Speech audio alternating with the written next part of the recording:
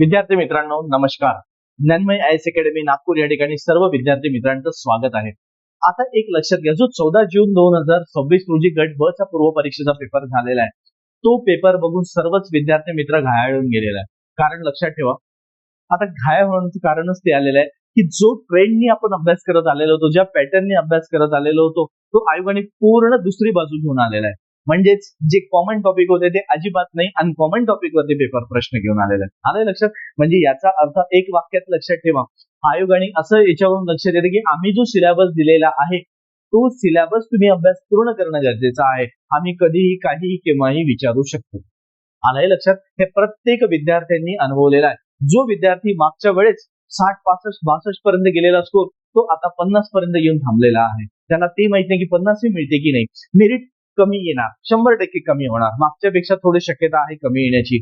पण एक लक्षात ठेवा, किती येईल इतकंच येईल तितकंच येईल असा मी आकडा देऊ शकत नाही. कारण एक लक्षात ठेवा, हा एका वर्गाला जरी गेला, पण आता महाराष्ट्र लोकसेवा आयोग ज्या पद्धतीने मेरिट देईल, काही प्रश्न त्यामध्ये चेंजेस होणार, काय होणार पुढे बघूच. बरोबर आहे? म्हणजेच त्यावरून एक लक्षात घेणं महत्वाचं राहतं की तो मेरिट किती येणार आणि किती होणार ते डोक्यात आणण्यापेक्षा लगेच पुढच्या परीक्षेला आपलं काम आहे अभ्यास करणं, आणि अभ्यासालाच पुढे करत जा आणि अभ्यास करत राहा. मी एवढंच म्हणेन. कारण आता चर्चा चाललेली आहे, मेरिट किती लागेल, काय लागेल, हे व्हिडिओ येत आहे, प्रत्येक ठिकाणी स्ट्रॅटेजी येत आहे, पुढे काय मागे काय सर्व. मी एवढं म्हणेन, 1-2 दिवस थकवा काढा, शांत बसा, परत आपलं पुनश्च हरिओम करून लगेच परत सुरुवात. कारण लोकमान्य टिळकांचं वाक्य पुनश्च हरिओम करून बस संपला विषय. बाकी याच्यामध्ये काहीच करायचं नाही. म्हणून मी एवढंच म्हणेन, अजिबात टेन्शन घ्यायचं नाही. जे झालं तो पेपर गेला, पण 2026 ला जे 2 पेपर गडबचे झालेले आपले, म्हणजे जो जानेवारीचा गडबचा पेपर आणि हा जो झालेला आता 14 तारखेचा गडबचा पेपर, दोन्ही जवळ ठेवायचे आणि दोन्ही बघा. जो टॉपिक तुम्हाला गडब जानेवारीमध्ये दिसणार ते टॉपिक तुम्हाला आता कालच्या पेपरमध्ये दिसणार नाही. बरोबर आहे? पूर्णतः दोन्ही नाण्याच्या 2 बाजू दिसणार. म्हणजे याचा अर्थ लक्षात ठेवा की आयोग सारखा पेपर पॅटर्न घेणार नाही. आता इथून लक्षात ठेवा की तुम्हाला आता वेगळ्या पद्धतीने अभ्यास, म्हणजे प्रत्येकच टॉपिक प्रत्येकच पद्धतीने करावे लागणार आहे, अगदी खोलावर जाऊन. म्हणून लक्षात ठेवा, पेपर कसा होता याचं उत्तर तुम्हाला आता एक मिळणार आहे या व्हिडिओमध्ये. एक लक्षात घ्यायचं. दुसरा, त्यानंतर आयोगाचा ट्रेंड बदलला काय? 100% बदललेला आहे. बरोबर आहे? त्यानंतर हा व्हिडिओ तर पूर्ण शेवटपर्यंत नक्कीच बघा. आणि परत एक सांगत आहे आपण, प्रश्न आले कुठून हा एक सर्वात महत्वाचा आहे. बघा, प्रत्येक सोर्स मिळणार. बघा, प्रश्न आले कुठून एक, आणि त्याच्या सोबतच कशा पद्धतीने आलेले आहे. म्हणजे आपण जर बघितलं तर प्रश्न सर्वात महत्वाचं. बरोबर, आपल्या अकॅडमीला आपल्या क्लासमध्ये मी कधीच तुम्हाला बाहेरचं मटेरियल घ्यायला लावत नाही. जे आहे ते पूर्णतः स्वतः अकॅडमी देतोय आपल्याला. प्रत्येक नोट्स मधून आज पॉलिटी कव्हर झालेलं आहे, हिस्ट्री कव्हर झालेलं आहे, मुलांचं जिओग्राफी कव्हर झालेलं आहे. बरोबर आहे? इकॉनॉमिक्सचे पण काही प्रश्न कव्हर झालेले आहे. मी काही प्रश्न म्हणत आहे, जे नाही ते नाही. बरोबर आहे? सायन्स सुद्धा, सायन्स अगदी स्टेट बोर्ड मधून काही मुद्दे कव्हर झालेले आहेत. थोडं जड गेलेलं आहे सायन्स यावेळेस विद्यार्थ्यांना, पण लक्षात घ्यायचं. आणि करंट सुद्धा जे मार्केटमध्ये बुक्स आलेले त्यामधून कुठलेच पुस्तक तुम्हाला सपोर्टिव्ह मिळालेलं नाही. कारण प्रश्न हे कुठून आलेले आहे तुम्हाला स्क्रीनशॉट सहित दाखवणार. आलंय लक्षात? त्यामुळे एक लक्षात घेणं महत्वाचं राहतं तुम्हाला की कशा पद्धतीने आलेलं आहे. बरोबर आहे? म्हणून हे समजून घ्या, प्रत्येक मुद्दा समजा कसा आलाय, काय आलाय, कुठे गेलेला आहे. आलं लक्षात? त्याच्यामुळे लक्षात घेणं महत्वाचं राहतं की आपण हे कशा पद्धतीने पुढे जायचं आहे. चालेल? तर चला आता आपण मूळ जो प्रश्नपत्रिका आहे ते बघण्याचा प्रयत्न करू. म्हणजे प्रत्येक प्रश्न कुठून आलेला आहे, किती वेळा रिपीट झालेला आहे, कुठल्या पुस्तकातून आलेला आहे आणि कशा पद्धतीने आलेला आहे, आणि त्या प्रश्नाचा मागील पेपरमध्ये पीवायक्यू मध्ये संदर्भ कसा आलेला आहे अगदी डिटेलमध्ये. म्हणजेच काय, पुढे येणाऱ्या पेपरसाठी, पुढे येणाऱ्या प्रश्नांसाठी किंवा परीक्षेसाठी तुम्हाला आता अभ्यास कसा करावा लागणार आहे. काही इथे कोणाची स्ट्रॅटेजी चालली नाही, काही कोणाचा गेच चालला नाही. सरळ सरळ सर्व मुलांना एकदम जमिनीवर आणून आदळलेला आहे महाराष्ट्र लोकसेवा आयोगाने. म्हणजेच त्यांनी म्हटलं की तुम्ही जमिनीवर हवेत गेलाय, खाली या आणि परत अभ्यास करा व्यवस्थित. हे त्यांनी सरळ स्पष्ट सांगून दिलेलं आहे. आणि ते बेसिक पासून करा, कुठलाच रेफरन्स काही नाही, अगदी बेसिक पासून तुम्ही जा. सिलेबस मध्ये जेवढं दिलं तेवढं करा आणि व्यवस्थित करा. कारण आता पुढे येणारी गट क जाहिरात येणार आहे एक, त्यासोबत सरळ सेवा सुद्धा परीक्षा होणार आहे. त्याच्यामध्ये तुम्ही लक्षात घ्यायचं की कशा पद्धतीने आलेलं आहे. चालेल? तर चला आता पुढे बघा कशा पद्धतीने ते काय येतं. त्यानंतर लक्षात, सत्य परिस्थिती बघा मित्रांनो, खोटं कमिटमेंट तुम्हाला करण्याची गरज नाहीये आणि तुम्हाला कुठलं ग्लॅमर दाखवायची गरज नाही. जे आहे ते सत्य परिस्थिती स्वीकारा आणि then पुढे जा. त्यात काय आहे? कारण तुम्ही का आता एखाद्या खोट्या स्वप्नांमध्ये नाही नाही मी काढूनच घेईल, मी असाच अभ्यास करेन, त्यात चुपचाप शांतपणे राहायचं. आलं लक्षात? पेपर कसा होता हे साऱ्या जगाला कळलं. आपण अभ्यास किती होता हे सुद्धा स्वतःला कळलं. आता पुढच्या लेवलला तुम्हाला कसं जायचं आहे, पुढचं स्ट्रॅटेजी कशी, हे तुम्हाला आता चांगलं कळलेलं आहे. चांगला जो मुलगा सुद्धा मागच्या वेळेस मुख्य पास केलेला असेल ना, तोही सुद्धा कोमात गेलेला आहे यावेळेस. कारण तो पॅटर्नच बदलवलाय ना, मध्येच पॅटर्न ब्रेक केला आयोगाने. आणि असं होतं काही काळानंतर गेलं की पॅटर्न ब्रेक होतं, म्हणून कुठलाच एक पॅटर्न चालणार नाही, एक स्ट्रॅटेजी चालणार नाही आणि इतकं करा आयएमपी टॉपिक असंही होणार नाही. सर्व करा, प्रश्न कशावरही येऊ शकतो, हे या पेपरने दाखवून दिलेलं आहे. कळलं लक्षात? म्हणून चला आणि पुढे बघा आता कसा प्रश्न आलेला आहे तो. बरोबर लक्षात येतं की प्रत्येक प्रश्न कुठून आलेला आहे, कसा आलेला आहे, आपण तो बघण्याचा प्रयत्न करू. आलं लक्षात? तर त्यावरून एक लक्षात घेणं महत्वाचं राहतं की तो रेफरन्स कसा आलेला आहे. आता तुम्हाला सुरुवात कशी करायची आहे. बरोबर आहे की ज्या विद्यार्थ्यांना सुरुवात करायची आहे, ज्या विद्यार्थ्याला असं वाटतं की आता मला स्वतःहून अभ्यास करायचा असेल, आता मला प्लॅन बदलवायचा आहे, तर मला कसा बदलवता येईल, मला कशा पद्धतीने करता येईल, तर हेच तुमच्या लक्षात घेणं महत्वाचं राहतं. ठीक आहे, तर चला आता पुढे बघू. कारण आता बदलण्याशिवाय पर्याय नाहीये.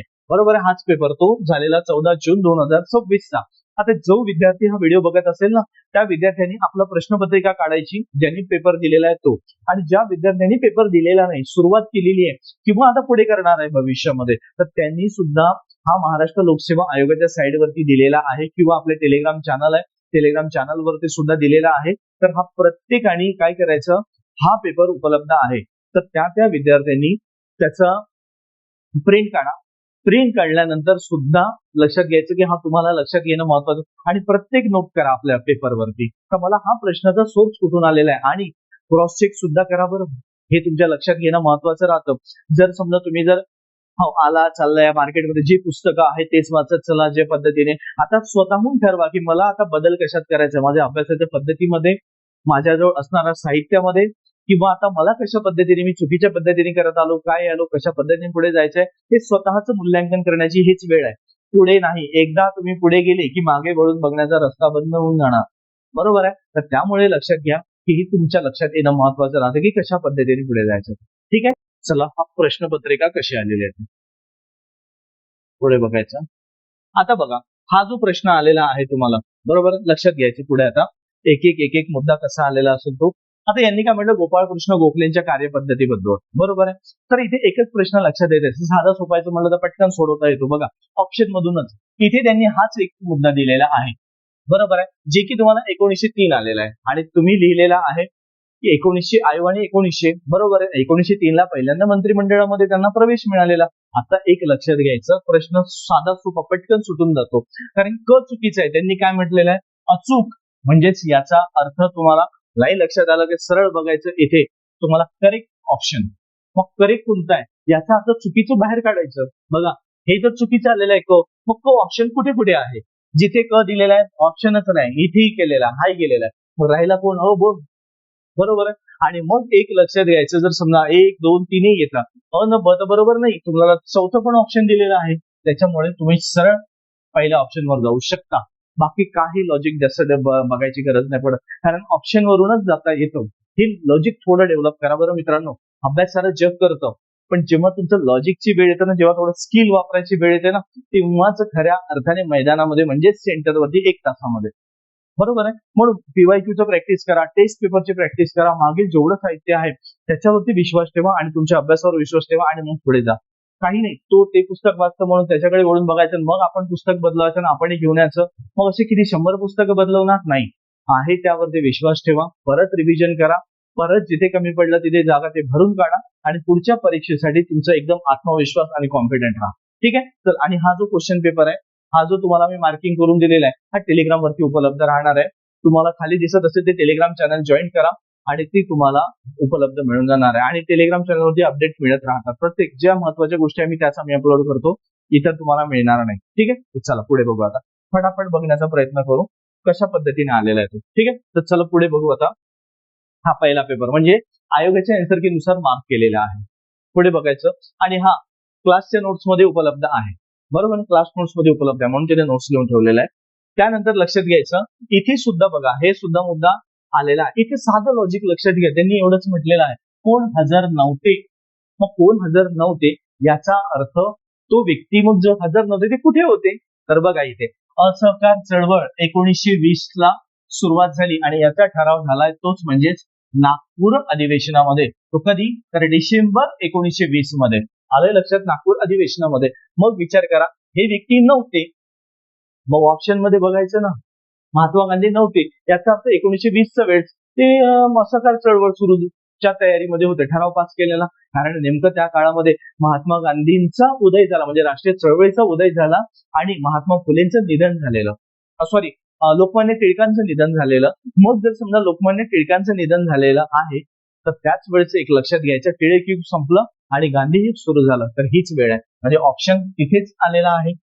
बरोबर आहे, साधं सोपं. जे नव्हतं ते बघा इथे, साधं सोपं प्रश्न सोपे होते पण ट्रेंड बदलवलेला होता. थोडे विचार करायला, अनालिटिकल, तुम्हाला डायरेक्ट मिळणारे नव्हते. थोडा विचार केला, डोकं वापरलं तर प्रश्न सुटणारे होते. पण एवढंच का, कठीण असा गेला की जो जुना ट्रेंड होता तो वळून डायरेक्ट दुसरा ट्रेंड बाहेर आणला, म्हणून अवघड गेलेला आहे मुलांना. ठीक आहे, तर चला बघा पुढे.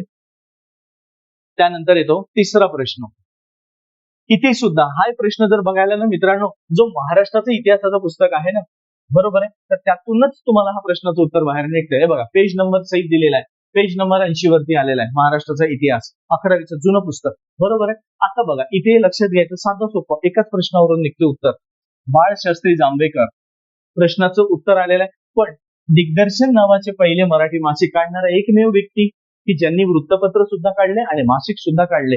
मग ह्या व्यक्तीची या दिग्दर्शनची संबंध कोणाचा आला, बाळशास्त्री जांभेकर. बागी गेले ना, संबंध आला नाही. आलं लक्षात, ते एक लक्षात घ्या. गोपाळ गणेश आगरकर, विष्णू शास्त्री चिपळूणकर आणि त्यानंतर महादेव गोविंद रानडे या पर्यायाचा दूरदूर संबंध येत नाही. हाच ऑप्शन मिळून जातो तुम्ही. चालेल, ऑप्शन बघा एलिमिनेट करत चला, हे पटकन लक्षात होऊन जातं तुमच्या.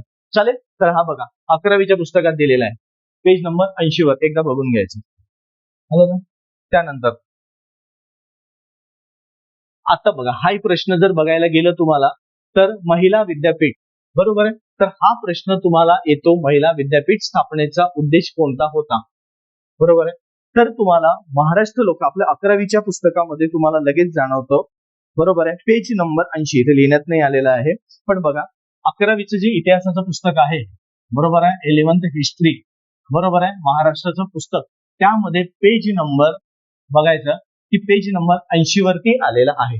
आणि लक्षात तिथे बघायचं. पण हा प्रश्न थोडा डाऊटफुल असा वाटतो की स्त्रियांना गायन कलेचे शिक्षण हे त्या पुस्तकात दिलेले नाहीये, तुम्हाला हे 2 ऑप्शन दिलेले आहे. मग काही मुलांना असं डाऊट वाटत होता की अ आणि क येतं की काय, पण आयोगाने चौथा ऑप्शन दिलेला आहे.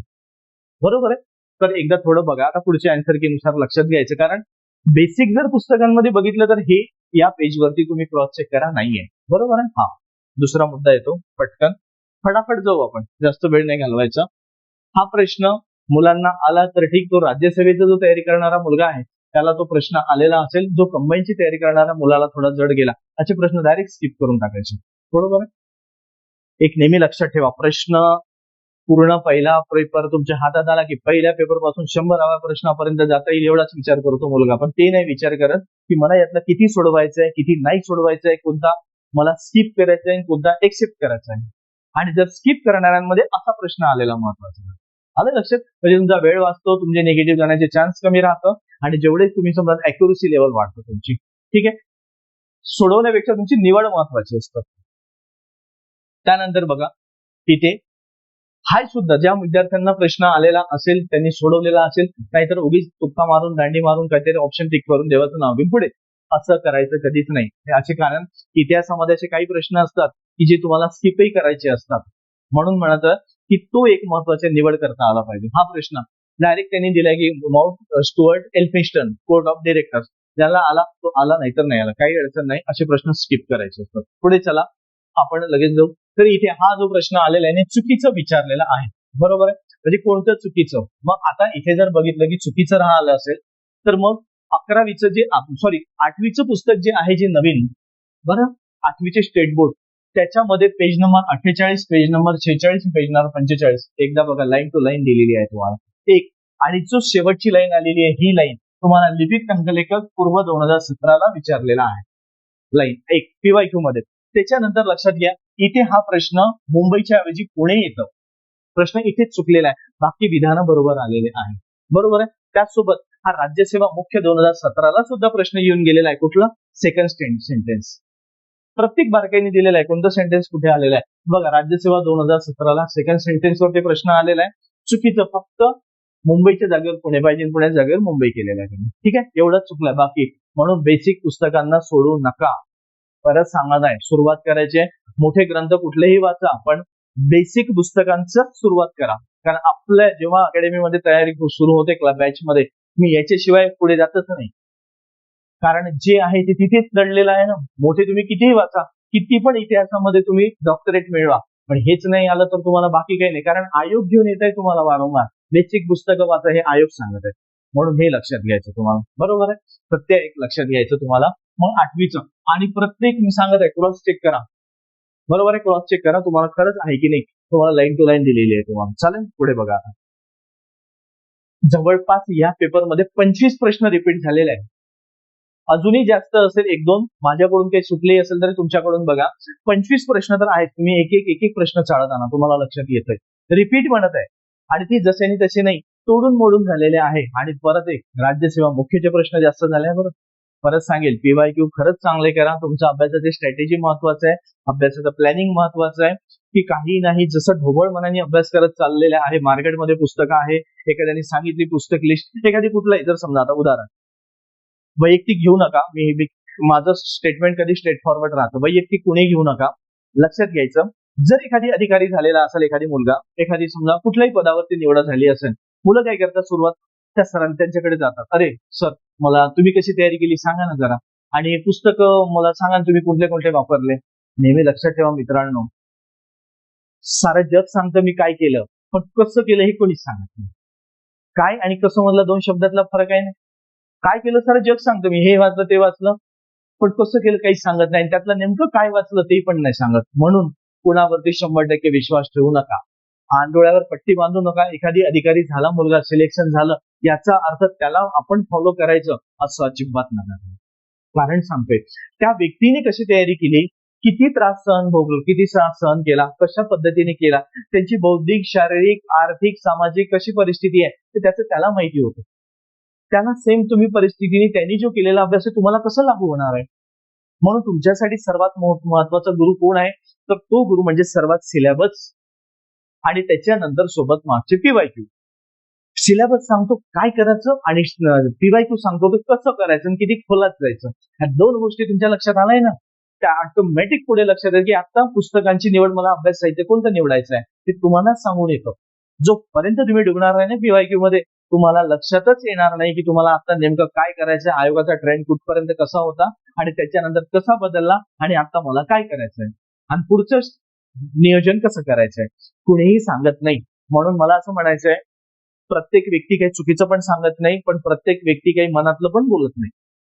आलंय लक्षात. म्हणून सत्य परिस्थितीला स्वीकारा. जसं आलंय तसं कुणाला ढोबळ मनाने फॉलो करू नका, कॉपी करू नका. एक योग्य नियोजन, योग्य मार्गदर्शन आणि त्यानुसारच जा. कारण पुढचं भविष्य महत्वाचं आहे रे राजा. उगीच तुम्ही कुणाचा बळी पडून एखाद्याला फॉलो करून पुढे जायचं अजिबात नाही. आणि जेवढेही क्लास करत आहे, अकॅडमी निवडा, व्यवस्थित निवडा, पण तेही बघा की तुम्हाला कशा पद्धतीने आलेला आहे, खरंच तो योग्य मार्गदर्शन देत आहे का, योग्यरित्या होत आहे का.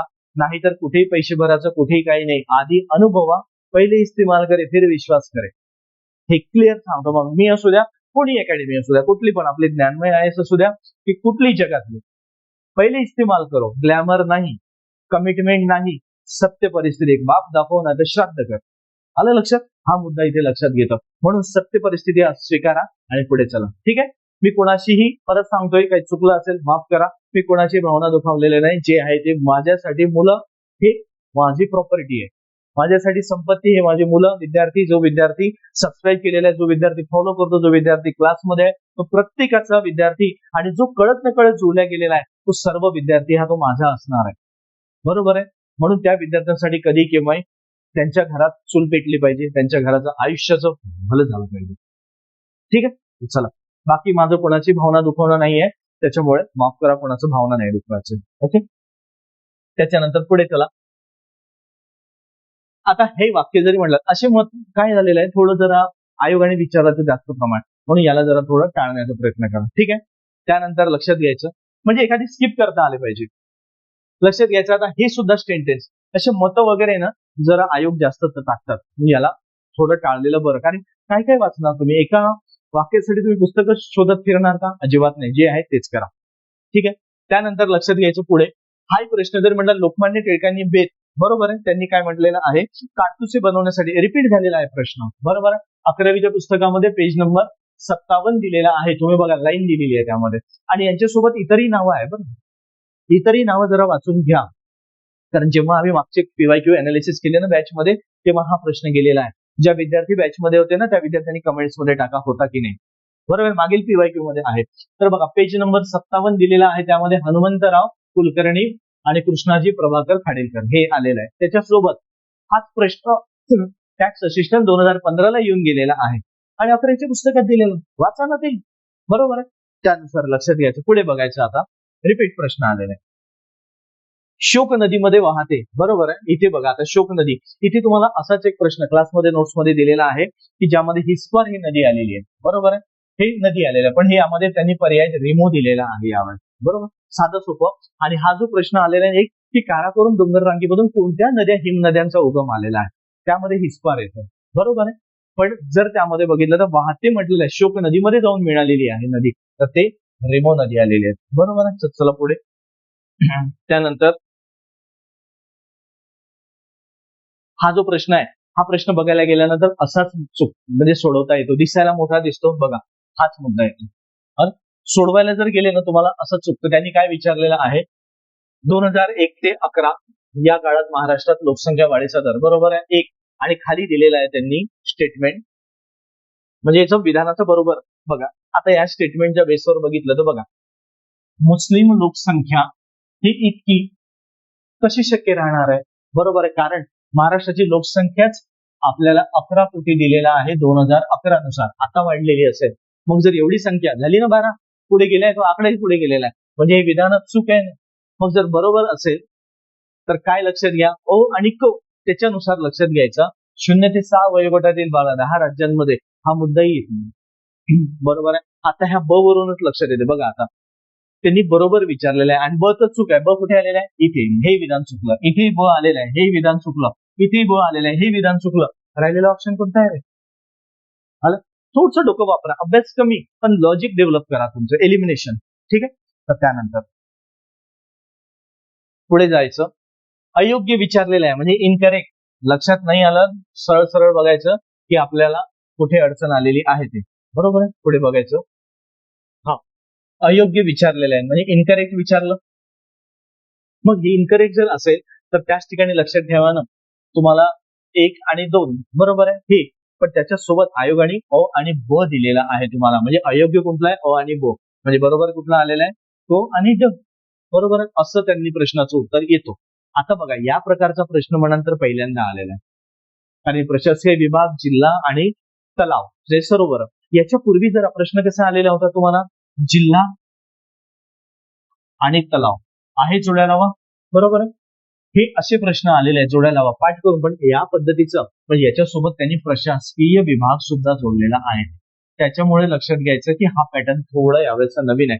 हा प्रश्न बऱ्यापैकी मुलांना कन्फ्युज करणारा होता. ठीक आहे. तर त्यामध्ये आता हे तलाव जर म्हणा तर मी नोट्स मध्ये दिलेला आहे, क्लास नोट्स मध्ये, बरोबर आहे. त्याच्यानुसार माझा जिल्हा कुठला, जिल्हा प्रशासकीय विभागात आहे, त्यानुसार तो प्रश्न होतोच. ठीक. चल पुढे बघा. आता त्यानंतर येतोय आपण हा प्रश्न, बरोबर आहे 14वा प्रश्न. आता बघा 14वा प्रश्न जर म्हणाल हा रिपीट कसा झालेला आहे, जसं तसा नाही आलेला आहे, थोडा बदल झालेला आहे. यामध्ये जर बघाल ना तुम्ही, तर बघा हा प्रश्न आलेला आहे PSI मुख्य 2023 ला, बरोबर आहे. एकदा मागच्या पीवायक्यू मध्ये बघा, पण ह्या पूर्ण नदीच्या जागेवरती वैनगंगा नदी विचारलेली आहे, बाकी ऑप्शन त्याच पद्धतीने आलेले आहे, बरोबर आहे. मग आता घरणी नदी दिली आहे इथे, मग त्यासोबत लक्षात घ्यायचं ना, मग घरणी नदीच्या सोबतचा जर आपण विचार केला तर इथे तुम्हाला कारंजा पण येऊन जातं ना ती नदी. मग कधी जर समजा घरणी कट केली ना, कारंजा दिली तर, कळलं. त्याच्यामुळे लक्षात घ्यायचं की तुम्हाला तो प्रश्न कशा पद्धतीने आलेला आहे, तर हे एक लक्षात घेणं महत्वाचं राहतं आणि त्याला जोडायला लावा करणं महत्वाचं राहतं. जसं आयोगाने तुम्हाला 3 आन्सर दिलेला आहे, बरोबर आहे. म्हणजेच तुम्हाला जर 3 म्हटलं तर A चं 2 आलेलं आहे तुम्हाला, 2. त्यानंतर बीचं 3 आलेलं आहे. बरोबर आहे. इथे 3 नळगंगा, पूर्णा, नळगंगा. बरोबर आहे. त्यानंतर लक्षात घ्यायचं C1 आलेलं आहे आणि त्यानंतर मांजरा घसरणे. बरोबर आहे. D4. पण एक ते लक्षात ठेवा आता, पूर्णा नदीचा उगम हा गाविलगड टेकड्यांमधून आलेला आहे. बरोबर आहे.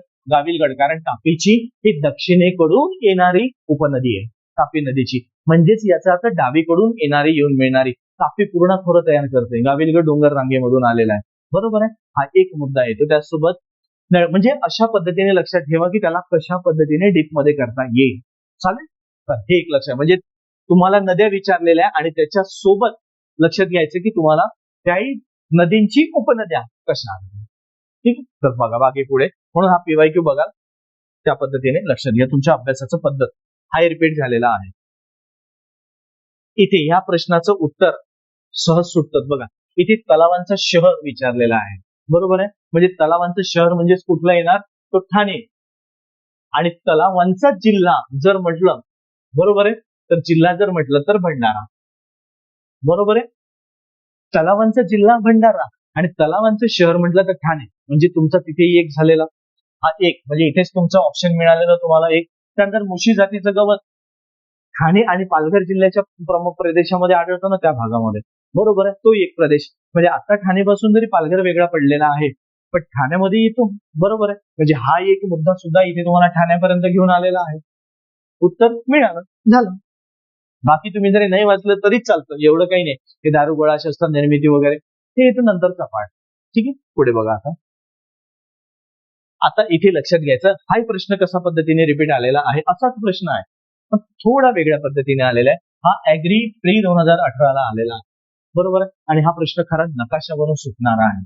ज्या विद्यार्थ्याला नकाशा पाठ केलेला आहे त्यांनी महाराष्ट्राचा म्हणजे अभ्यासलेला आहे, तिथे सुटतो. बघा आता, सातमाळा ही वायव्य दिशेला आहे. बरोबर आहे. सातमाळा अजिंठा डोंगररांग, पण अजिंठा म्हटलं तर संभाजीनगर जिल्ह्यामधून पुढे जातो बुलढाण्यापर्यंत, की ज्यामधून तुम्हाला नंतर पैनगंगा नदीचा उगम झालेला आहे. अजिंठा वेरूळ पण आलेली आहे.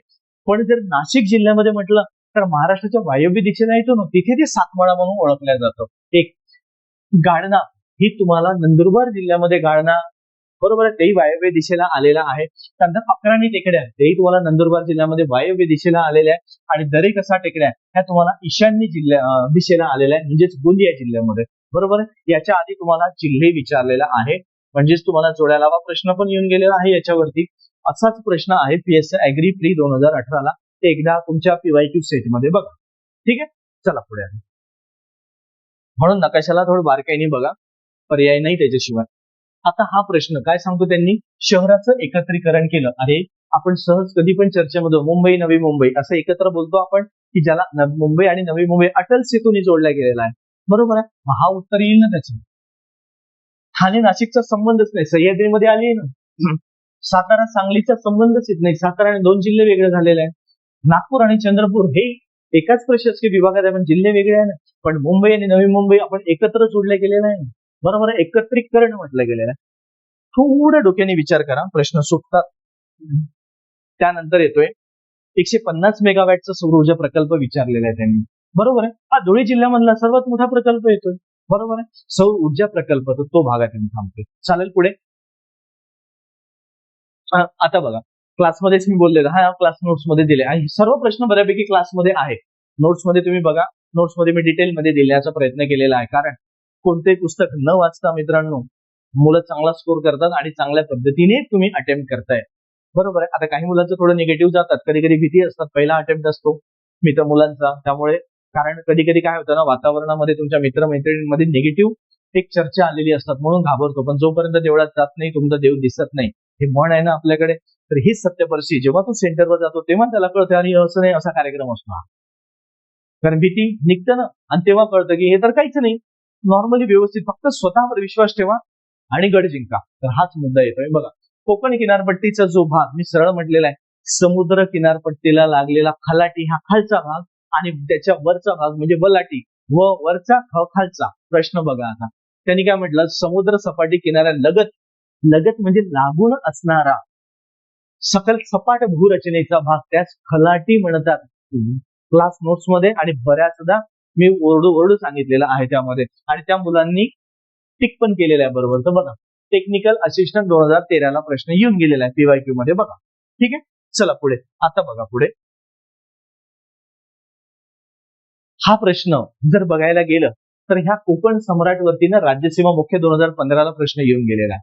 बरोबर, राज्यसेवा मुख्य 2015 कोकण सम्राट त्याच्यावरती प्रश्न येऊन गेलेला आहे. तर प्रश्न सुटतोय ना तुमचा.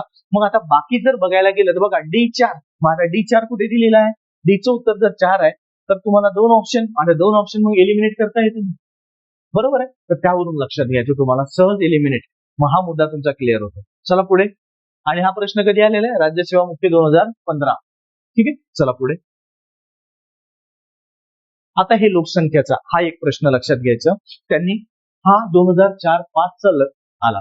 म्हणजे जर समजा थोडा विचार केला तर सुटला, नाहीतर काही टेन्शन नाही, स्किप करून टाकायचं. मी सरळ सांगतो. आता हा प्रश्न बघा बऱ्याचपैकी रंगलेला आहे.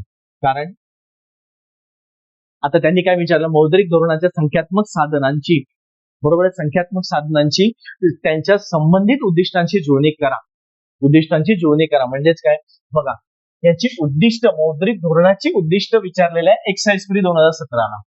एक त्यानंतर लक्षात घ्यायचं की हा बँक दर म्हणजे त्याला आपण काय म्हणतो बँक रेट जो आलेला आहे त्याच्यावरती प्रश्न आलेला आहे राज्यसेवा मुख्य 2020. एक त्याच्या सोबत लक्षात घ्या बँक रेट, रोख राखीव गुणोत्तर, वैधानिक रोखता प्रमाण त्याच्यावरती प्रश्न आलेला आहे कंबाईन बी प्री 2022. त्याच्यानंतर खुल्या बाजारातील उलाढाल म्हणजे ओपन मार्केट राज्यसेवा मुख्य 17 प्रश्न आलेला आहे. एक स्टेटमेंट. आणि त्याच्यानंतर परत याला विचारलेला आहे गट ब जे जानेवारी 2026 झाली त्याच्यावरती प्रश्न आलेला आहे. म्हणजे ज्या विद्यार्थ्यांनी पीवायक्यू जरी चांगला केला असताना तरी हा प्रश्न सुटतो. क्लासमध्ये किंवा झाला असेल किंवा अभ्यास केलेला असेल तर तो भाग वेगळा, पण साधं पीवायक्यू वरून. बरं, लॉजिक लक्षात ठेवा. चला पुढे. आणि राज्यसेवा मुख्यला किती वेळा? 1, 2, 2 वेळा राज्यसेवा मुख्यला, 2 वेळा कंबाईनला, म्हणजे 3 वेळा कंबाईनला आलेला, म्हणजे एक्साइज फ्रीला पहिल्यांदा झालेली एक्साइज एक्झाम. ठीक. त्यानंतर पुढे चला. हाय झालेला आहे. भारतामध्ये राष्ट्रीय उत्पन्नाचे मापन करताना मर्यादा अडचणी. सरळ सरळ तुम्ही बघा पीवायक्यू सर बघायला गेलं तर ठीक आहे, पीवायक्यू ला पण आलेला आहे. पण प्रत्येक विद्यार्थी अभ्यास करताना मोठे मोठे ग्रंथ घेऊन बसतात कंबाईनला, नाही तेवढी गरज. बघा आता 12वीचं इकॉनॉमिक्सचं पुस्तक पेज नंबर 66-67 बघा 2 पानांवरती मर्यादा अडचणी दिलेल्या आहेत. त्या कधीतरी वाचा जरा, म्हणजे तुमचे असे प्रश्न सुटेल. आणि हा प्रश्न याच्यापूर्वी कधी आला होता? बघा राज्यसेवा मुख्य 2024. फक्त पर्याय थोडे बदलले, अडचणी विचारलेल्याच आहे. बरोबर आहे. मग तुम्हाला वेगळं करायची गरज आहे का? त्याच्यासोबत हे स्टेटमेंट तुम्हाला राज्यसेवा मुख्य 20 विचारलेलं आहे. कळलं? सीधा सरळ सरळ आहे वातावरण. काहीच मोठे पुस्तक गरज नाही, अगदी बेसिक पासून करा, तुम्हाला येतं. अरे 10 वेळा 10 पुस्तकं वाचण्याविषयी एक पुस्तक 10 वेळा रटून टाका, त्यांना डोक्यात घाला, प्रश्न सुटणार. ठीक आहे, पुढे बघा.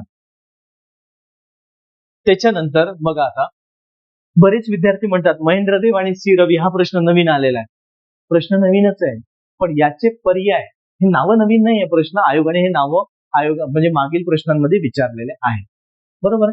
त्यामध्ये लक्षात घ्यायचं की कधी विचारले कसे. तर बघा महेंद्र देव आणि सी रवी हे नाव राज्यसेवा मुख्य 2020 जो पेपर झालाय ना त्याच्या पर्यायामध्ये आलेले आहेत. बघा ही दोन्ही नावे मुलांना नवीन वाटले पण पर्यायामध्ये दिलेले आहेत. म्हणजे कधी कधी पर्याया म्हणून विद्यार्थी मित्रांनो एक लक्षात ठेवा. कधी मी नेहमी काय म्हणतो, एखादी प्रश्न आलेला ना तर एक प्रश्न हा एक टॉपिक कव्हर करतो, पण त्याचे 4 पर्याय हे 4 टॉपिक कव्हर करतात. कळलं? आता नसन कळलं असेल तर परत ऐका. 4 म्हणजे 4 पर्यायावरून 4 टॉपिक. म्हणजेच बघा त्या तुम्ही काय करायचं, राज्यसेवा मुख्यचा 20चा प्रश्न बघायचा, त्याच्यामध्ये जो प्रश्न आलेला आहे बरोबर आहे, तर तो प्रश्न त्या पर्यायामध्ये तिथे तो पर्याय आहे आणि इथे त्याच्यावरती प्रश्न आलेला आहे. म्हणजेच महेंद्र देव आणि सी रवी. कळलं? चला पुढे. म्हणून म्हणतो वारंवार मागचे प्रश्न वाचा वाचा, हे सत्य परिस्थिती आहे. आता लोकसंख्येचा लाभांश हे जर म्हणाल तर याच्यावरती प्रश्न वनसेवा मुख्य 18, राज्यसेवा पूर्व 17 आणि राज्यसेवा मुख्य 13 प्रश्न आलेला आहे. एक त्याच्यानंतर बघा 11वीच्या पुस्तकामध्ये पेज नंबर 41 वरती तुम्हाला असा बॉक्स दिलेला आहे पिवळ्या कलरचा, लोकसंख्या लाभांश. वाचणार कोण? आपण. बघा इकॉनॉमिक्सच्या पुस्तकात काही वाचायची गरज आहे, फक्त बेसिक संकल्पना समजून घ्या. आणि आयोगाने उत्तर तुम्हाला दिलेलेच आहे. काम करण्याच्या वयातील वाढलेली म्हणजे वयोमर्यादा. बरोबर. तर चला पुढे आता. त्यानंतर हा प्रश्न आला तर आला, नाही तर स्किप. बेसिक मध्ये फार काही अवघड नाहीये, पण थोडा विचार केला तर सुटणार होता. त्यानंतर लक्षात घ्यायचं हाय राष्ट्रीय उत्पन्न. बरोबर आहे. ही संकल्पना हे क्लासमध्येच लिहून दिलेलं आहे आणि त्याचेही सोडून द्या की 12वीच्या पुस्तकात पेज नंबर 61 वर दिले राष्ट्रीय उत्पन्न समिती, त्यामध्ये दिले त्याची व्याख्या. बरोबर आहे. त्याच्यासोबत आले लक्षात, बेसिक मधून आलेला आहे. ठीक आहे, चला पुढे. त्यानंतर येतोय की 23-24चा हा जो अर्थसंकल्प दिलाय त्यांनी काय म्हटलंय, IIP. बरोबर. इंडस्ट्रीयल, हे बघा इथे इंडस्ट्रीयल प्रोडक्शन म्हणजे index of industrial production, IIP. हे बघा औद्योगिक उत्पादनाच्या निर्देशांकानुसार. आता इथे त्यांनी 5.8 दिलेला आहे. आता बरेच विद्यार्थी नुसतं पुस्तक चाळायला लागले, इकडलं तिकडलं कुठे मिळेल, कुठेच काही नाही मिळणार. तुमच्या जवळ आहे आणि ते फ्री मध्ये आहे. हे तुम्ही करा, कारण लोकसेवा हे बघा इथे लिहिलंय PIB, press information of bureau, या तारखेवरती जा 10 मे 2024 ला. तुम्हाला त्याचं प्रश्नाचं उत्तर हे मिळणार 11.7 एकही आणि 5.8. बघा तुमच्यासाठी मी स्वतः दाखवतोय, कारण त्याच्याशिवाय पर्याय नाही रे. बरोबर आहे. हा आलेला आहे प्रश्न क्रमांक 28. बरोबर आहे. इकॉनॉमिक्स मधला दिसतंय तुम्हाला 5.8. व्हिडिओ जरा 4K मध्ये बघा, दिसेल तुम्हाला. बरोबर आहे. हे 5.8 इथे तुम्हाला आलेला आहे. मग त्यांनी काय म्हटलं, April March 23-24 over the growth of calculate rate previous year stands of 5.8%. आलं लक्षात. इथे दाखवलेलं आहे आणि न्यूज कधीची आहे, 10 मे 2024 ची. कळलं. त्याच्यानुसार तुमच्या लक्षात घेणं महत्वाचं राहतं. सरळ सरळ तुम्ही मागचं जातच नाही, आणि हेच सोर्स महत्वाचे आहे. लोकसेवा आयोग घेतोय आणि आपण इकडे तिकडे भटकत फिरतो. सोर्स बघा आणि अभ्यासाला लागा खऱ्या अर्थाने. ठीक आहे, चला आता पुढचा मुद्दा. बरोबर आहे. मग आहे 5.8 वाक्य विधान बरोबर आहे. 23-24चा अर्थसंकल्पामध्ये विचारले. त्यानंतर बघा आता पुढचा मुद्दा येतो की ही योजना, अरे 11वीच्या पुस्तकामध्ये पेज नंबर 48 वर दिली आहे. योजनेवरती याच्या आधी पण प्रश्न येऊन गेलेले आहेत तुम्हाला. ठीक आहे, तर चला लोकसेवा आयोगाने विचारलेलं आहे. 11वीचं पुस्तक, 11वीच्या आणि 12वीच्या पुस्तकाशिवाय जास्त जाऊ नका. अरे मागचा सुद्धा तुम्ही बघाल ना, तर व्हिडिओ आहे युट्यूबला आपला. जानेवारी 21 सप्टेंबर 2025 ला गट क मुख्य परीक्षा झालेली होती. त्या परीक्षेमधलं जे तुम्हाला इकॉनॉमिक्स विचारलं होतं ना, ते इकॉनॉमिक्सचा सुद्धा प्रश्न 11-12च्या पुस्तकातून सुटलेले आहे. तुम्ही व्हिडिओ बघा, पेज नंबर वाईज दिलेला आहे. प्रूफ देतोय ना मी तुम्हाला, हवेत नाही सांगत आहे, जसं आहे तसं आहे. ठीक आहे, चला पुढे. त्यानंतर प्राथमिक तूट म्हणजेच काय, आता याच्यावरती ना बराच प्रश्न तुम्हाला गोंधळ आलेला आहे, बरंच म्हणजे मुलांना हे झालेलं आहे, तर त्यामुळे जरा व्यवस्थित बघा. प्राथमिक तूट याच्यावरती एसटीआय मुख्य 23 ला प्रश्न आलेला आहे. असाच प्रश्न राजकोषीय तूट आणि वित्तीय तूट म्हणजेच राजकोषीय तूट. बरोबर आहे. राजकोषीय तूट म्हणून विचारलेला आहे. एसटीआय मुख्य 22, कंबाईन प्री जानेवारी 26. आले लक्षात. त्यामध्ये व्याज परतफेड म्हणजे व्याज देयक होते, वित्तीय तूट म्हणजे राजकोषीय तूट, एकच शब्द आलेला. बरोबर आहे. त्याच्याच सोबत खाली बघा असा एक प्रश्न आलेला आहे, प्राथमिक तूट अंदाजपत्रकीय तूट. बरोबर, अर्थसंकल्पीय, त्याला तेच म्हटलं जाते. तिन्ही नावं, अंदाजपत्रकीय तूट, राजकोषीय तूट, वित्तीय तूट.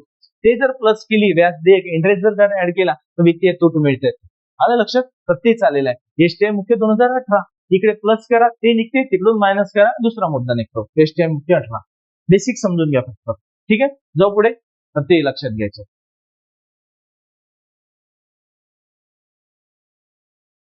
हा पुढे हा प्रश्न जाऊ दे, स्किप केला तरी चालला असता. हा पीआयबी वरती दिलेला आहे एक. बरोबर आहे. हा सप्तर्षी. बरोबर, तर तुम्ही साईड वरती जायचं, पीआयबी वरती 1 फेब्रुवारी 2023 चा करंट अफेअर्स बघा, त्यावरती डेट टाका, तिथे सरळ तुम्हाला मिळत आहे. सप्तर्षी तिथल्या त्या अर्थसंकल्पामध्ये आलेला आहे. त्यांनी लाईनच दिलेली आहे, पण त्या मी टेलिग्रामला आहे, तुम्ही चेक करून घ्या एकदा. ठीक आहे. त्यानंतर लक्षात घ्यायचं तुम्हाला 34वा प्रश्न, हा बँक शेअर मार्केटवरती आलेला आहे. सुटला तर सुटला, नाही तर नाही. हक्कानी जे आहे ते सोडायची नाही. हाय प्रश्न जरा थोडा नवीन वाटला मुलांना. त्यानंतर हाय प्रश्न बघा, नॉर्मन बोरलॉग. आले लक्षात. त्यांनी सुद्धा लोकसत्ताला आलेला आहे 22 सप्टेंबर 2023 ला. बरोबर आहे. 22 सप्टेंबर 2023 ला बघा, तुम्हाला दाखवतो न्यूज. काय म्हटलं त्यांनी, नॉर्मल बोरलॉग पुरस्काराने सन्मानित. आलं इथे बघा आलेलं आहे. इकडे बघा प्रश्न क्रमांक 36 ए सेट नुसार, आणि ते दिलंय यांच्यावरती. आता इथे जरी म्हटलं तर हे बघा, इथे दिसते सरळ सरळ तुम्हाला सहभागी धान आलेला आहे. आणि त्यांचं नाव डॉक्टर स्वाती नायक. आणि त्यांना जो मिळालेला आहे, बरोबर आहे, तिथेच बहना दिदी सुद्धा म्हणतात त्यांना. डेट बघा 22 सप्टेंबर 2023. क्लिअर आहे, थोडके म्हणून बघा, तुम्हाला व्हिडिओचे एकदम छोटे फॉन्ट दिसून येणार. ठीक आहे, सिद्ध करून दिलेलं आहे रे भावांनो, तुम्हाला काय करायचं आणि काय नाही, आता पुढची स्ट्रॅटेजी आहे. त्याच नंतर परत हीच न्यूज आलेली आहे, 17वे ब्रिक्स समिट कुठे झालेली आहे, बरोबर आहे. हे सुद्धा PIB वरती दिलेली आहे न्यूज 7 जुलै 2025 ला. बघा तुम्हाला दाखवतोय, बरोबर आहे. तिथे काय दिलेलं आहे त्यांनी सरळ सरळ केलेले विषय, बरोबर. आता बघा पुढे, बघा ब्रिक्स समिट आलेली आहे, तुम्हाला दिसतंय 7 जुलै 2025 ची. आणि हा 37वा प्रश्न. यामध्ये पूर्ण तुम्ही वाचा, मी फक्त एक आर्टिकल स्क्रीनशॉट दिलेला आहे, पण पूर्ण PDF आहे 7-8 पेजेसची, आणि ती पूर्ण PDF तुम्हाला साईटवरती उपलब्ध आहे. वाटल्यास मी टेलिग्रामला अपलोड करून देईल, त्यामध्ये तुम्हाला मिळून जाईल. ठीक आहे, पुराव्यानिशी आहे. त्यानंतर परत जो पुढच्या मुद्द्यांवरती 37 हे झाला. हा मुद्दा मिळालेला नाही कुठे, त्यामुळे आणि एखादी प्रश्न नाही मिळाला ना, सोडून देण्यापेक्षा वरीलपैकी सर्व असंत करून सोडून टाकायचं. तसंही गेला तसंही गेला, बरोबर येऊन जातं बऱ्यापैकी. ठीक आहे, त्यानंतर बघायचं महाराष्ट्र भूषण पुरस्कार, बरोबर आहे. इथे विचारलेला युट्यूबला व्हिडिओ आहे आपला, तुम्ही एकदा बघा. हे सर्वांचं दिलेलं आहे शॉर्ट व्हिडिओ. जेव्हा राम सुतार यांना देण्यात आलेला होता ना तो महाराष्ट्र भूषण पुरस्कार, त्यावेळेस, कारण राम सुतार हे व्यक्तिमत्व खूप मोठं व्यक्तिमत्व आहे महाराष्ट्रातील, बरोबर आहे. कारण जे काही आज उंच पुतळे भारतामध्ये दिसतंय, हे एकमेव व्यक्तींनी उभारलेले आहे, बरोबर. तर त्यामधून तो मुद्दा येऊन सांगतो. पुढे बघायचं आता, लोकसत्ता 15 नोव्हेंबर 2025 ला हा प्रश्न आलेला आहे. बघा पुढे यांच्याविषयी आलेला आहे, तुम्हाला डेट वाईज दिलेला आहे. हे बघा, राम सुतार हे व्यक्तिमत्व, यांच्यावरती प्रश्न येऊन गेलेला आहे. प्रश्न क्रमांक 39, बरोबर. डेट बघा 15 नोव्हेंबर 2025. ठीक आहे, तर त्याच ठिकाणी लक्षात घ्यायचं, सर्वोच्च महाराष्ट्रातील सर्वोच्च नागरी पुरस्कार. ठीक आहे, चला पुढे. त्यानंतर मग यांच्या कोणत्या कोणती वर्षी मिळालेला आहे, हा त्यांच्यानुसार त्याचा क्रम आलेला आहे, पण क्रम विचारलेला आहे त्यांनी, बरोबर. तर स्थापन म्हणजे ज्या या वर्षी ज्या ज्या व्यक्तीला मिळाला त्यानुसार मग आशा भोसले, अशोक सराफ, धर्माधिकारी जी असेल आणि राम सुतार असेल यांना मिळाले. ठीक आहे, लोकसत्ताला न्यूज आलेली आहे. यावरून एक लक्षात येते की आपण करंटचा सुद्धा अभ्यास कसा करायचा. अशा प्रश्न एखादी स्किप, बरोबर, हमखास आले पाहिजे. व्हर्टिकल फार्मिंग फायदा नाही म्हटलेला आहे, बरोबर आहे. शेती योग्य जमिनीवरील अवलंबित्व वाढले, म्हणजे यांनी नाही विचारलेला आहे. म्हणजे कोणती बाब ही उभ्या शेतीचा, व्हर्टिकल फार्मिंग उभी शेती, एकावर एक कमी जागेत केलेलं जास्तीत जास्त उत्पादन, ती शेती येते. ठीक आहे, तर चला त्यानंतर बघा, हा जो प्रश्न आलेला आहे, हा एक पेपरला, न्यूजपेपरला आर्टिकल आलेलं होतं, बरोबर आहे. ज्या वेळेस लिओ वराडकर हे भारतीय वंशाचे, की ज्यांनी माजी पंतप्रधान पद भूषवलं आणि त्यांनी यांच्या हातात तो स्वतः कारभार दिलेला होता, त्यांचं पद त्यांच्या हातात सुपूर्द केलेलं, आणि हे सर्वात कमी वयाचे. त्यानंतर बघायचं, खालीलपैकी कोणाला जंगलाचा विश्वकोश म्हटलेला आहे. याच्यापूर्वी एक प्रश्न येतोय की अरण्य ऋषी कोणाला म्हटलेला आहे, तर मारुती चितमपल्ली, ज्यांचं आता निधन झालेलं आहे सोलापूर या ठिकाणी, बरोबर. बऱ्यापैकी विदर्भात पण त्यांनी काम केलेलं आहे. त्याचसोबत तुलसी गौडा हा त्यांचं नाव, कारण एलिमिनेट जर करायचं म्हटलं तर सुंदरलाल बहुगुणा मागेच निधन झालेलं आहे, त्यांचं चिपको आंदोलन, बरोबर आहे. त्यानंतर सलीम अली हे पक्षी तज्ञ, आणि जर मेघा पाटवर म्हटलं तर नर्मदा बचाव यांच्यासोबत. मग झालं ना ऑप्शन, राहिला कोणतं, तुलसी गौडा. ठीक, चला पुढे. आता हे सुद्धा दहशतवाद विरोधी परिषद 2024 ला झालेली आहे, 44वा प्रश्न. तर बघा, हा सुद्धा PIB वरती 7 नोव्हेंबर 2024 ला आलेला आहे प्रश्न. बघा आता पुढे आलेला आहे, हे बघा PIB इथे दिसत आहे, सरळ सरळ त्यांनी मुद्दा आणलेला आहे. बघा, दहशतवाद विरोधी 2024 ची परिषद, बरोबर. इथे सुद्धा राष्ट्रीय तपास संस्था NIA आलं. चला पुढे आता PIB डेट बघा 7 नोव्हेंबर 2024 ला. पुरावा दाखवलाय रे, चालू घडामोडी कुठून करायचं, कसं करायचं तुम्हाला तिथे, आणि फ्रीमध्ये कुणालाच ₹1 द्यायची गरज नाही, फक्त तुम्हाला द्यावा लागतो वेळ, तुमची मेहनत. ठीक आहे, चला पुढे आता. त्यानंतर लक्षात घ्यायचं, हा एक प्रश्न येतोय, बेटी बचाव बेटी पढाव हा योजना, कारण या योजना 2015 ची आहे, पण याला 2025 ला 10 वर्ष पूर्ण झाले, म्हणून हा प्रश्न आलेला आहे. बघा, PIB 21 जानेवारी 2025 ला. बघा सरळ सरळ जे आहे ती क्लिअरिटी इथलं इथंच आहे. हा बघा प्रश्न कुठून आलेला आहे, 21 जानेवारी 25 ला, म्हणजे योजना सुद्धा त्याच दिवशी सुरुवात झाली, 21 जानेवारी 15 ला, झाले 10 वर्ष. इथे त्यांनी काय म्हटलेलं आहे, सरळ सरळ उद्देश दिलेला आहे. बघा, या उपक्रमाचा उद्देश येता इथे बाललिंग गुणोत्तराची समस्या सोडवणे, निर्मूलन रोखणे आणि मुलींच्या जगण्याला संरक्षण प्रोत्साहन देणे आहे. प्रश्नामध्ये उत्तर झालं, मिळालं. कशाला इकडे तिकडे, आणि इथे दिलंय 10वा वर्धापन दिन साजरा करत आहे. चला पुढे चला आता प्रश्न क्रमांक 45. त्यानंतर येतोय आपण 46 वर. हे सुद्धा न्यूज तुम्हाला पीआयबी वरती मिळत आहे. म्हणजे कधी 23 मार्च 2026 ला. प्रश्न बघा आता परत मी तुम्हाला जे आहे ते डायरेक्टली मी दाखवण्याचा प्रयत्न केलेला आहे तुम्हाला. बरोबर. हा एक. बरोबर. ठीक आहे. तुम्हाला ते न्यूज पीडीएफ आहे. या न्यूजची ना तुम्हाला पीडीएफ आहे. मी पीडीएफ टेलिग्राम वरती टाकलेली आहे. ठीक आहे. फक्त एकदा चेक करून घ्या तुम्ही टेलिग्राम चॅनलला जाऊन. हा सुद्धा प्रश्न म्हणाल तर हा सुद्धा थोडा किचकट आहे प्रश्न. मिस झाला असेल मुलांचा तर तो एक बघा. पण जे तुम्हाला ऑथेंटिक सोर्सेस दिलेला आहे हा प्रश्न विद्यार्थ्यांचा सुटलेला आहे आणि एवढा काही आकडा कोणी पाठ करत बसत नाही. ठीक आहे. हा स्किप करून टाकायचा. नंतर हा प्रश्न बऱ्यापैकी सुटलेला आहे. पण हा प्रश्न परत तुम्हाला पीआयबी 25 जानेवारी 2025 ला तुम्हाला आहे. तुम्ही साईडवरती जा. तुम्हाला पीडीएफच आलेली आहे. मी टेलिग्रामला अपलोड केलेली आहे. ठीक आहे. डायरेक्ट नावं दिलेली आहे. कोणाला पद्मभूषण, कोणाला विभूषण, कशा पद्मश्री कोणाला मिळालेला आहे तो एक मुद्दा येतो. त्यानंतर बघायचं 51वा प्रश्न. राज्य धोरणाच्या मार्गदर्शक तत्वांबाबत प्रश्न कितीतरीदा येऊन गेलेला आहे. कधी कंबाईन प्री 17 ला आलेला आहे हे स्टेटमेंट आणि हे स्टेटमेंट एक्साइज डिपार्टमेंट 25 ला विचारलेलं आहे. ठीक आहे. चला पुढे बघायचं. अबकड वरीलपैकी सर्व येतं. त्यानंतर बघा त्यांनी काय म्हटलेलं आहे कलम 23 आतापर्यंत कलम 21 विचारली आता 23 वरती आलेला आहे. 21 ला 2 वर प्रश्न आलेला आहे. PSI मुख्य सत्राला प्रश्न. बरोबर आहे. कोणता नाही म्हटलेला आहे म्हणजे बालमजुरीस बंदी कलम 24 आलाय मुद्दा. चला पुढे. त्यानंतर येतोय तुम्हाला 1947 चा जो कायदा आहे एकच शब्द बदललेला आहे बाकी बरोबर आहे. हे बघा रवींद्र प्रसाद जागेवर राजेंद्र प्रसाद. बरोबर आहे. हाही प्रश्न राज्यसेवा पूर्व 2019 ला येऊन गेलेला आहे. मागचे प्रश्न बघा रे तुम्हाला उत्तरे मिळतात राज्य लोकसेवा आयोगाच्या सदस्याला आणि पॉलिटीचे पूर्णच्या पूर्ण प्रश्न तुम्हाला नोट्स मध्ये मिळणार. ठीक आहे. फक्त 1-2 प्रश्न सोडले तर बाकी सर्व मिळणार. एकदा बघून घ्या तुम्ही. ठीक आहे. हा सुद्धा तशाच पद्धतीचा आलेला आहे.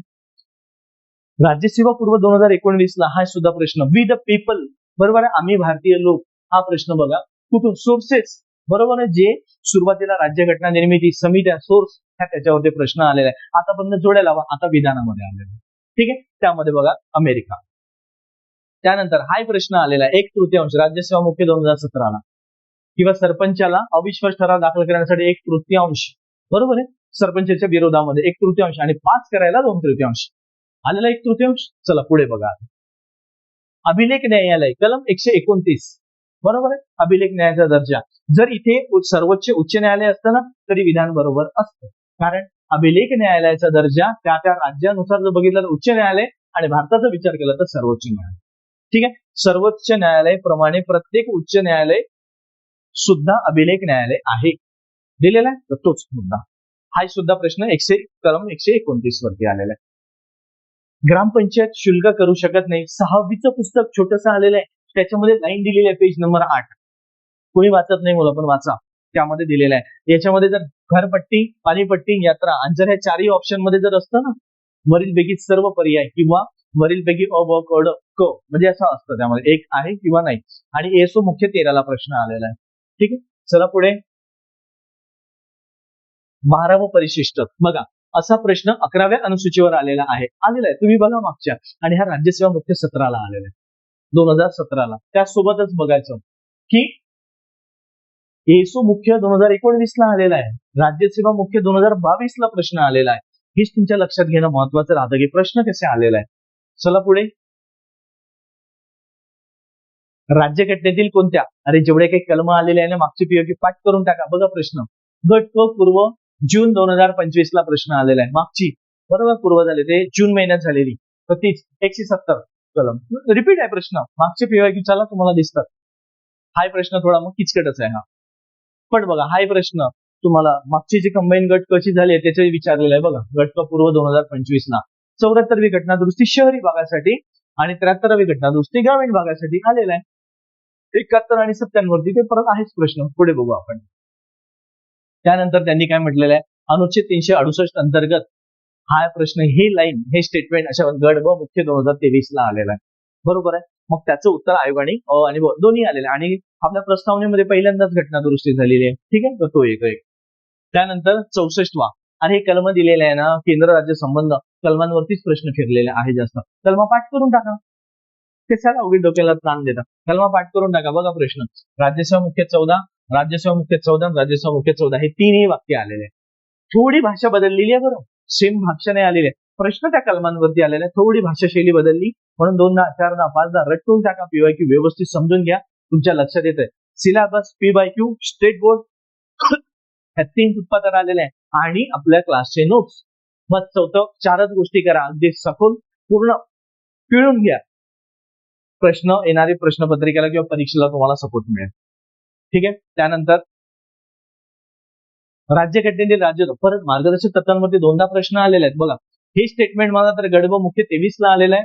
त्यासोबत कलम हा 19 ला वरती प्रश्न. बरोबर आहे. हे स्टेटमेंट यातून बाहेर निघते कारण कलम 19. मग हे जर स्टेटमेंट बाहेर काढलं तर तुमचे 3ही प्रश्न तुम्हाला आलेला आहे. त्यानंतर आता येतो आपण सायन्स वरती. असाच प्रश्न ना मागे जेव्हा जानेवारीला पूर्व परीक्षा झाली कंबाईनची तेव्हा आलेला आहे. असाच प्रश्न आहे पण हा नाहीये. प्रश्न रिपीट नाही झालेला, पॅटर्न हा आलेला आहे. एकदा तुम्ही नक्की बघा. ठीक आहे. त्यानंतर बघा आता स्टेट बोर्ड मधून किती प्रश्न कव्हर होतात तुम्हाला आणि किती रिपीट. हाय प्रश्न जरा थोडं बरीचपैकी सर्वच सत्य सत्य सत्य सत्य पॅटर्न बदललेला. त्यानंतर बघा ध्वनी ऊर्जा म्हणजेच काय, हा PSI प्री 2013 ला येऊन गेलेला आहे. एक त्यासोबत 9वीचं पुस्तक जे आहे सायन्स ओल्ड, बरोबर आहे. 9वीचं सायन्स ओल्ड म्हणजे हे पुस्तक म्हणाल तुम्हाला. या पुस्तकावरती पेज नंबर 192 वरती प्रश्न येऊन गेलेला आहे तुम्हाला. बरोबर आहे. पेज नंबर 100 एकदा तुम्ही बघून घ्या. तुम्हाला असं डायरेक्ट नाही दिलेलं आहे, त्या पॅरिग्राफ मध्ये तुम्हाला ते प्रश्न बाहेर निघतो म्हणून तो वाचणं महत्वाचं आहे. एक त्यासोबतच हेमेटाईट, बरोबर आहे. हा सुद्धा धातू मिळवला जातो, लोखंड आयरन. कारण हेमेटाईट लोखंडाचे प्रकार आहे ना रे, तर त्यामधून लक्षात घ्या. तुम्हाला आहे लॉजिक आला तर त्यामध्ये लक्षात घ्यायचं. पुढे मूलद्रव्य आवर्त सारणी पीठ हाय, जाऊ द्या थोडा अवघडच किचकट येतो प्रश्न.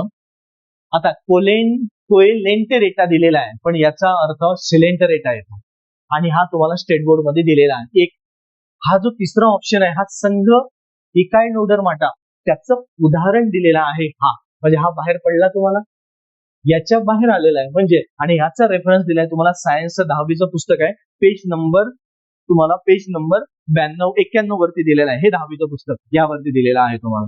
बरोबर आहे. पेज नंबर 91 वरती हा एक मुद्दा घरी गेल्यानंतर लक्षात घ्या. ज्यांच्याकडे असेल त्यांनी नक्की चाळा.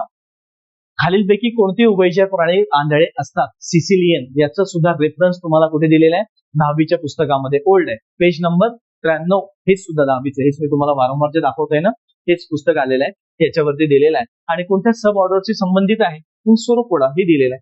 म्हणजे एक लक्षात घ्यायचं, मला एवढं म्हणायचं आहे की जर समजा तुम्ही थोडं जरी एक बेसिक पुस्तकं जर चाळले तर त्याच्यासोबत तुम्हाला उत्तरं मिळून जातात. बरोबर आहे. इथे आता तुम्हाला मी बेसिक कव्हर करण्याचा प्रयत्न केला म्हणजे जेवढे जीएसचे प्रश्न आहेत तेवढे.